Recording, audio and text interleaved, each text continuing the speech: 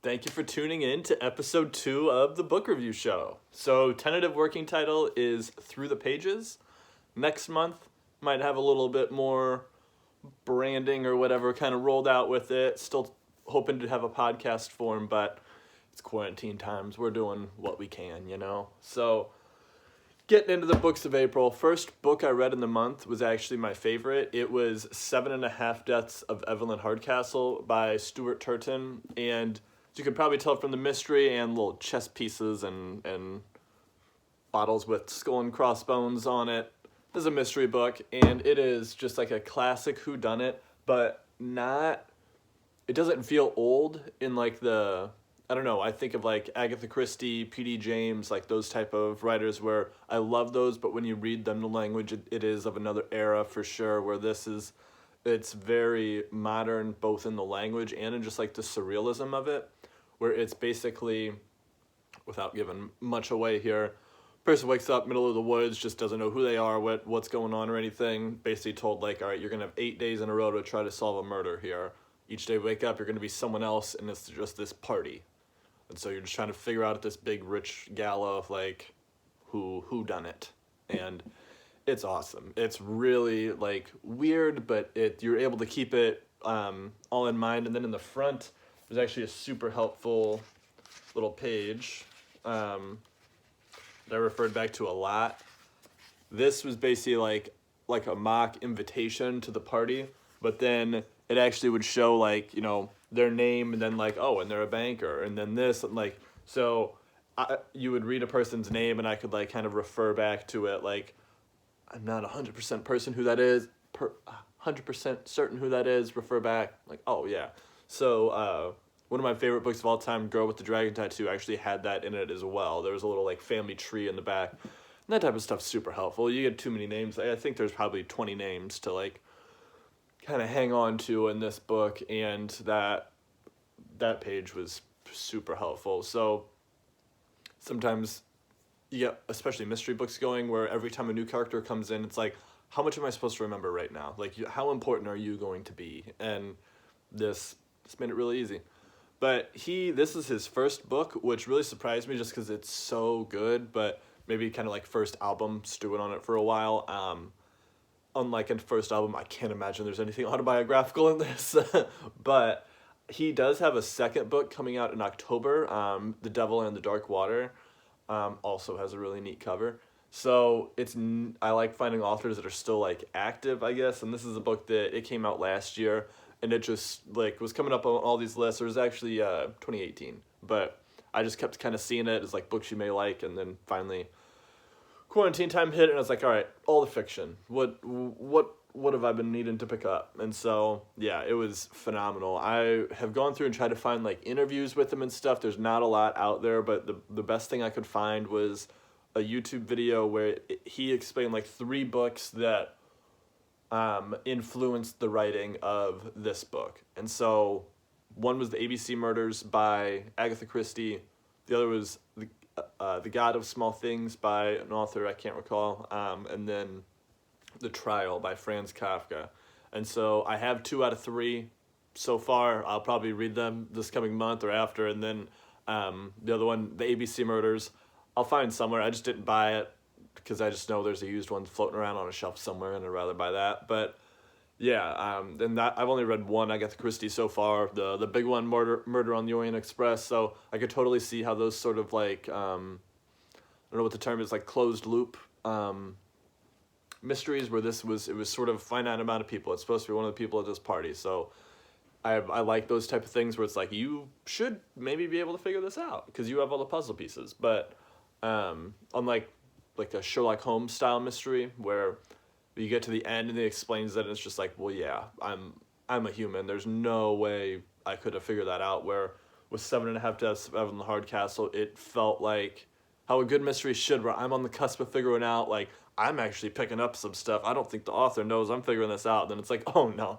you're not. And so I liked that a lot. And probably one of my favorite, like, characteristics of a mystery book is that, like, basically when the story ends, like, the book ends. And so what I mean by that is that you didn't find out, the big ending, and then have like 40, 50 pages for like loose ends and wrapping things up. Like, that is never good. Like, I want all of that, but I want it before the ending, because once it ends, I'm done. And so, yeah, this was a really satisfying book in that way, where I had a very small little cluster of pages left, and I was like, there's a lot to happen yet. This is good. Kind of like how I spoke to Rage's back in the last episode of a really good ending. It wasn't so much that it was just like culminating in a big ending, which it was, but it was also just like, I don't know, it's like a good joke. Like, you want to know the punchline as late as possible. Once you know it and it hasn't been said yet, then it kind of ruins it. So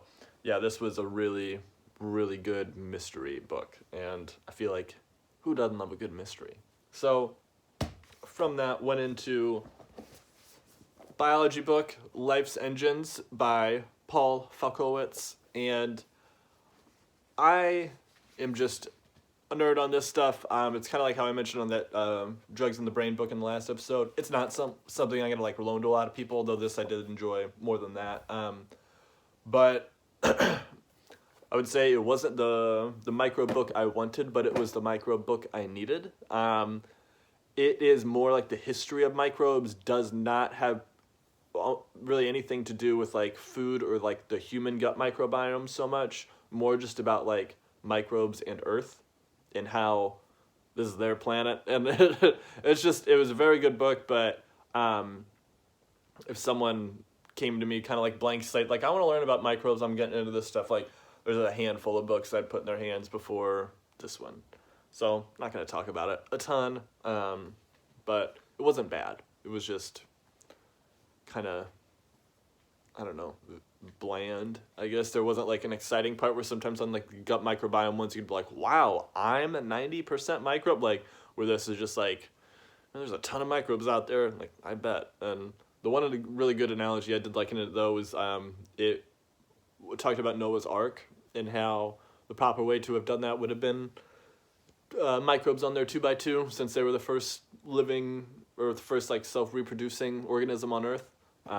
Though they're the like least understood relative to like how their prowess on Earth. But yeah,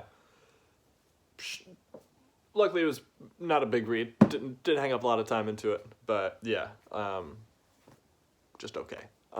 This next book I was kind of putting off. I bought it as like not as a joke, but like I saw the cover at Open Books in Chicago, and it's like, oh, I'll pick that up and someday have a good laugh. And then I was just like, I don't know if I really even want to read this. And then I read it, and it was super good.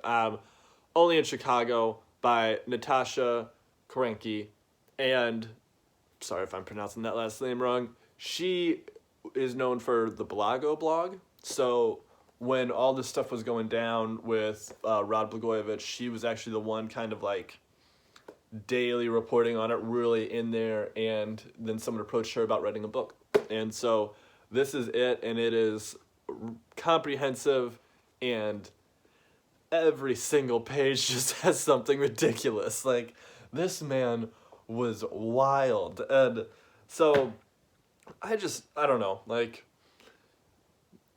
it wouldn't be right to say I can't believe it happened, but like, it's just amazing. And so he ended up on The Celebrity Apprentice, and I mean, this is just like one of, I could pull just a random page from that book and tell you a story off it, and it would be a top tier, wow, this is ridiculous politics type of story. But one of my favorites was that he ended up on The Celebrity Apprentice, and you don't have your whole staff around you at that point. He kind of had some work to do, and it was shown that he could not use text messages, email, and did not know how to type.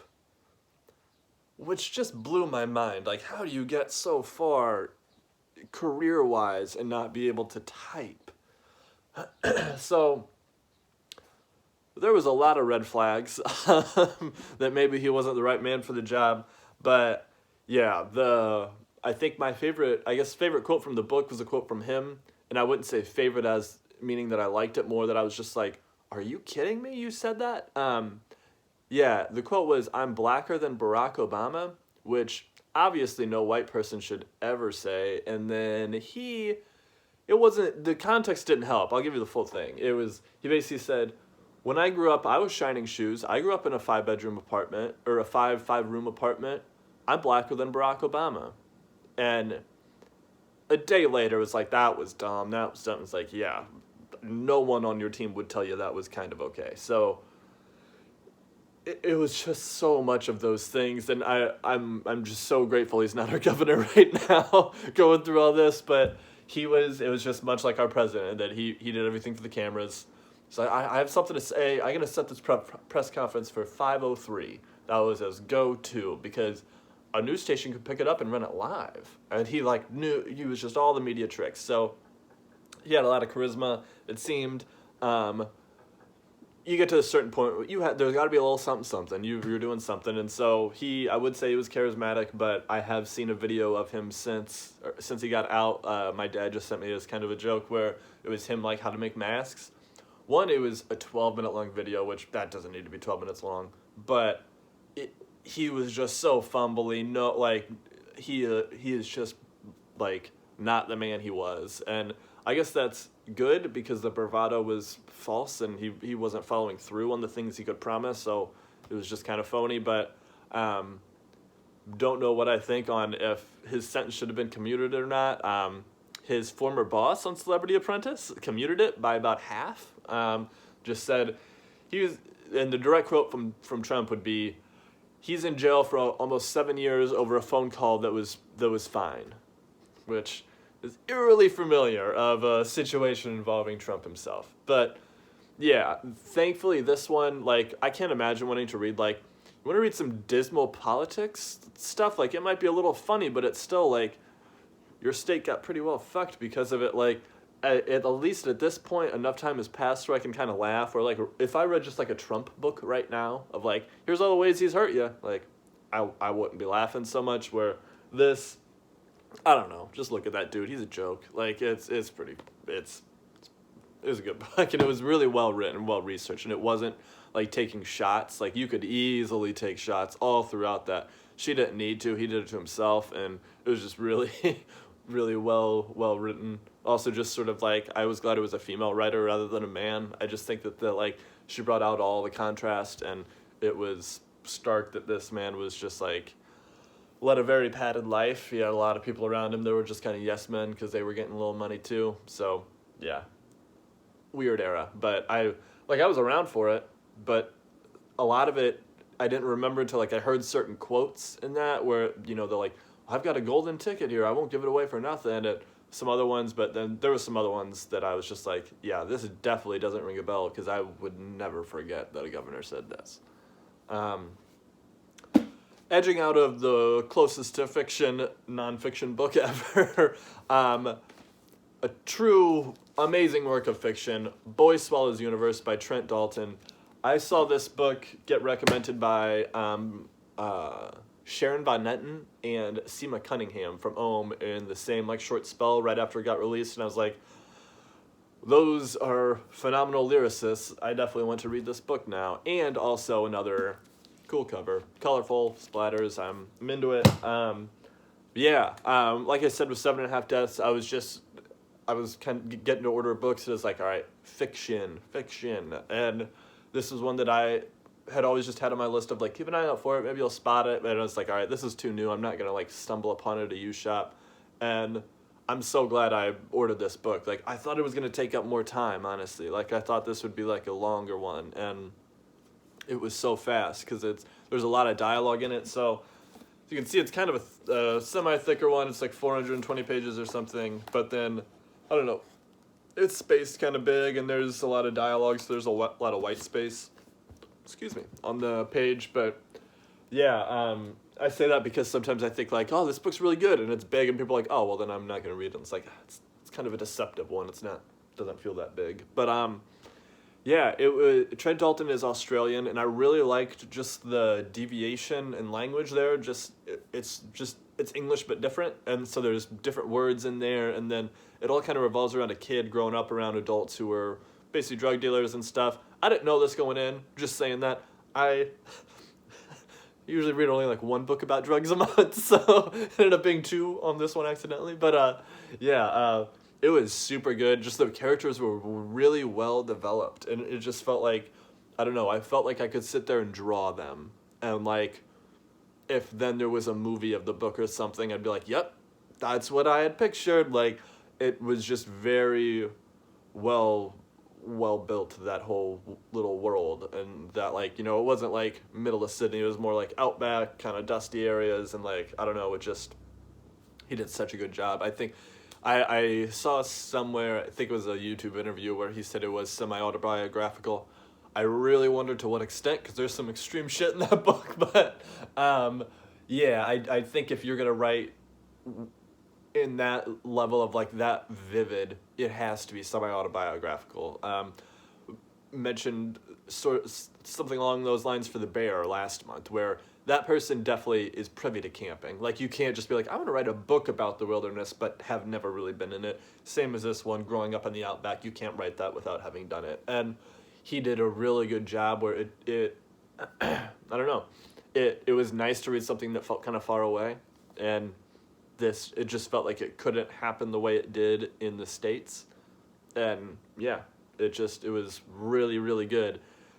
Also, kind of like 7.5 Deaths, this author has a new book coming out this year, but his is coming even sooner, June. So all our Shimmering Skies will be on the shelves in June.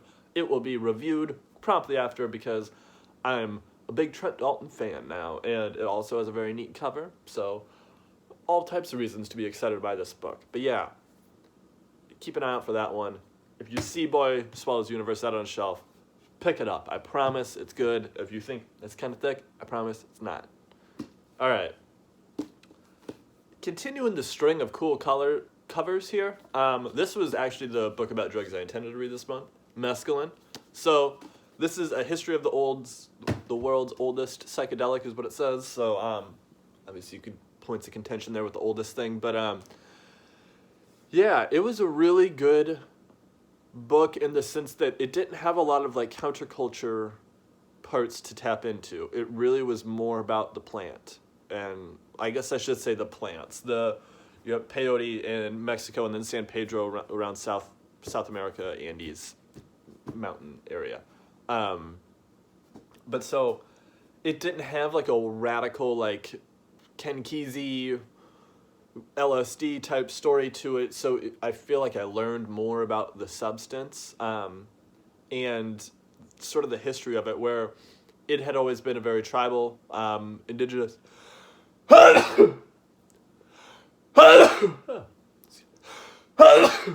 excuse me. Excuse me. But yeah, so really just had indigenous uses, and there were a couple of researchers that began to kind of sit in with them, grow friends with them, and genuinely tap into that culture for their own spiritual enlightenment, for scientific purposes, not for exploitation. So they stayed with them and became trusted. After a very long time and many ceremonies, one ended up gifted a 50-pound bag of dried peyote buttons, which they're about the size of a dime and weigh nothing. So, and a person would take, like, a couple to have a in just world-rocking experience. So that bag for years would be researched, different studies, and this all came out of that bag. Like, that was the turning point, and it was neat to read the story of a man who basically, like, saw the value in the substance, saw how it was being persecuted in some ways, brought it out and brought light to it, and now, and even shortly after, more in, like, the 50s, it was made more available and understood better and just not feared as much. And I think that's as beneficial for us, when I say us, being white people, just, I mean, non-indigenous people, I would say then, but also beneficial for them because we no longer look to scourge the unknown. And so that was something that they were very much prosecuted for, was people who were dictating their religious laws, who knew nothing about it and knew nothing about peyote, and just saying, like, yeah, I don't know what that is, but it's not Christian and you're not doing it anymore. Well, the people who were the most interested in peyote, the peyotists, were also the spiritual core of the tribe and denounced alcoholism. So want to send things in the good way, it might have to be a substance. But yeah, really interesting book. It was only like 200 pages or so. It's not that the drug has a brief history, it's just that there, like I said, there wasn't a lot of like countercultural action. In the 50s, it sprang up with like poets like Allen Ginsberg and stuff. But ultimately, it has never really been a popular like social drug. So yeah, really, I just saw the book come out this came out in 2019, and so I just wanted to support Mike J for doing this, and also was curious, but it was an interesting bit of psychedelic literature relative to like what's going on these days, where it doesn't really fit into that mold because it's not edging towards clinical use, and there's not like this like new 2019 2020 like craze, like people aren't microdosing it, like there's not like a Bay Area craze around it to my knowledge. But yeah, I don't really think it's one that will take hold in the way that LSD and psilocybin have, but it's a really important one, and it's I anytime I see a substance having aid in the release of addiction, I see those substances as very important to understand. Ibogaine in Africa, another one to really start looking at. But I realize drug books will be generally a niche, but this show is for everyone. So, yeah. If you're into it, let me know. If not, breeze by it. This next one, also a little bit narrow on who I would loan it to, The Extra Man by Jonathan Ames. And it surprises me to say that. The last book I read of his, the only other book I've read of his, was Wake Up, Sir. And it basically it almost was like a comedy show that had 100 episodes of just these two guys going about life. And this was just number 37. Like, it just felt like a random little section out of their life. Where this definitely had a beginning, and I don't know if I'd say an end really, but like a middle for sure. And just basically guy moves to New York, so that kind of gives it a start, and then just wants to be very gentlemanly, and reads a lot of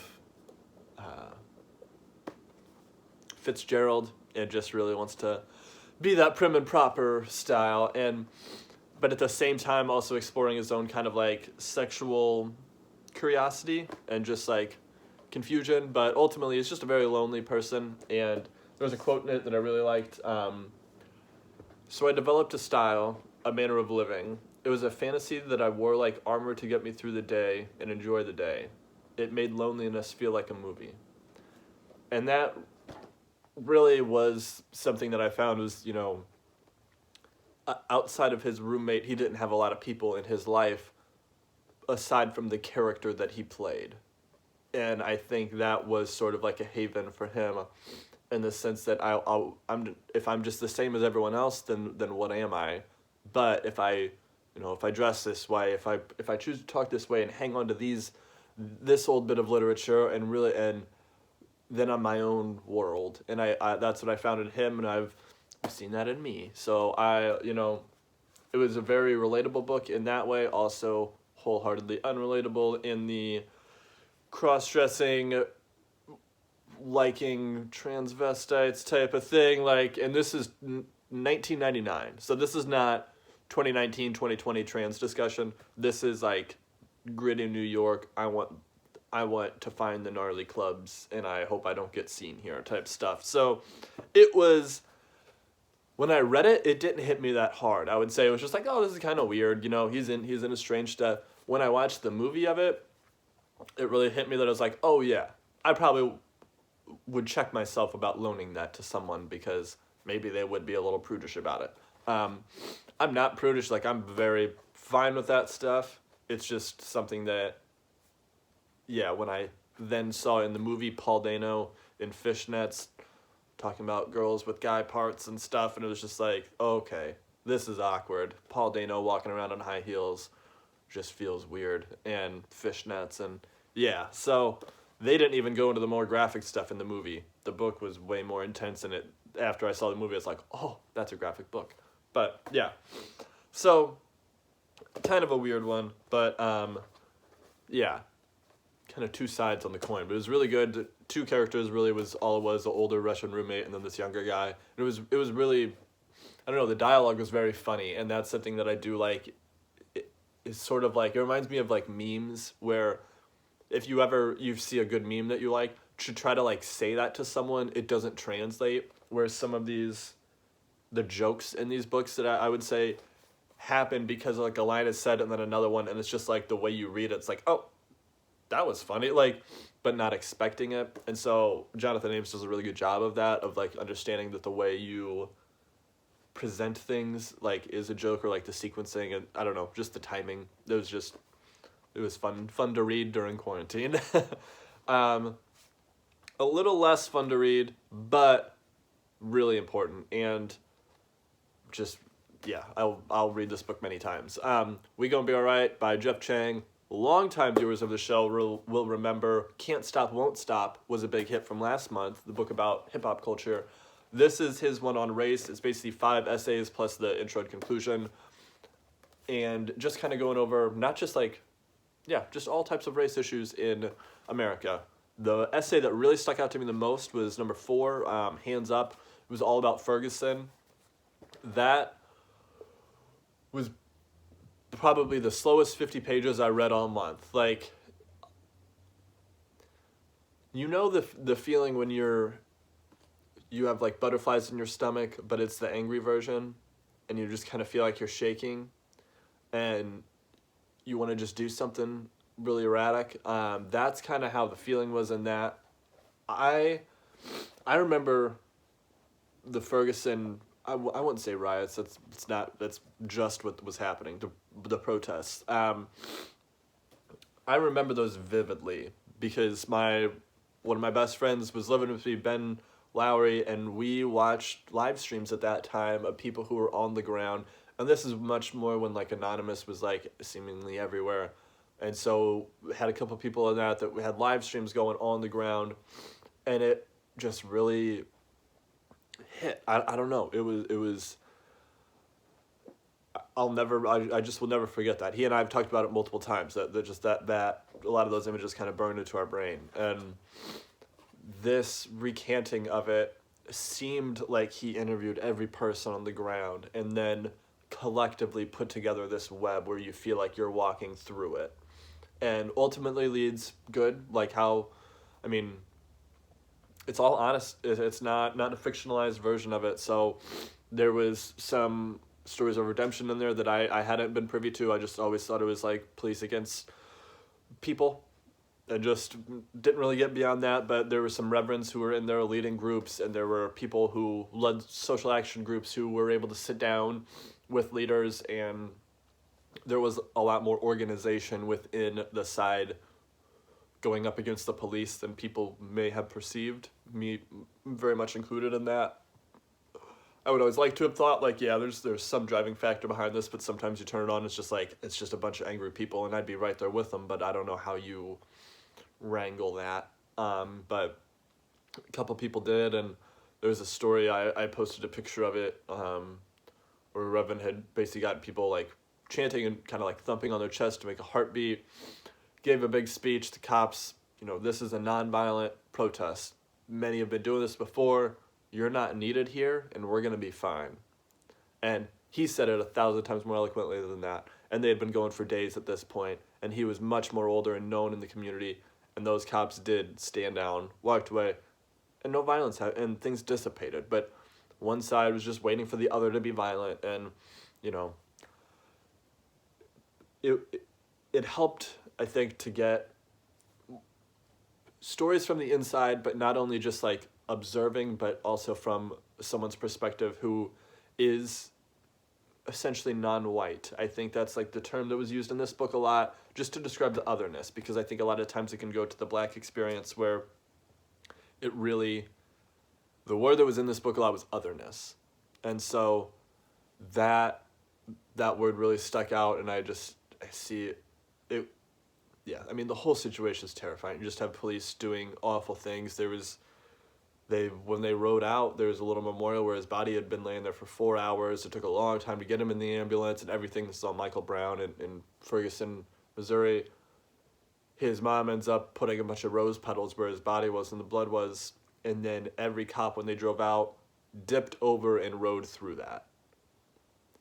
And there were just too many of those type of stories to where, like, I don't think anyone could sit there and read that and just be like, that's a normal essay to read. Like, that was really upsetting. And I realize this book was written in 2016. That is a very different time than 2020. Not talking about the virus, just in the stat they had in the book at that time was every 28 hours, an unarmed black or brown kid was murdered by police and they were unarmed. And it was too much. It was too many names to handle at once in that era, but then it also was like, if I needed a reason to be mad at the police that was this big, it felt this big, and I was ready for it. And it's not so much that way anymore, but it's not better.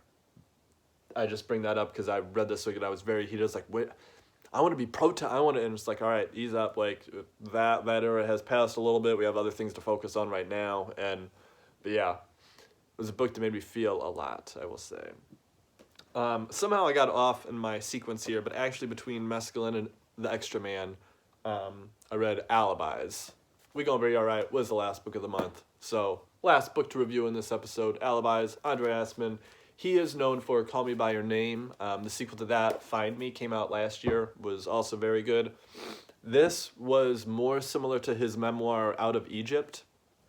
And it's basically just like travel essays, which I understand during quarantine might be the last thing you would ever want to read, but they're kind of nice. And it's not, it's an older man revisiting places, not like a new person, like, I'm going to Italy, what is this like? And like just seeing the world. Like, it was his kind of like reflection on his own age and having seen these places before, or like wanting to find those same things in them. So the quote that I really liked in it, that just kind of described like the atmosphere of the book was, it wasn't that I wanted to, let me see, I got it in my notes here, I'm going to butcher it by a word and that'll drive me nuts. What I want is not to see the turtle fountain, but to stumble upon the turtle fountain inadvertently. And I think that really speaks to a lot of the joy of traveling, is those spontaneous moments.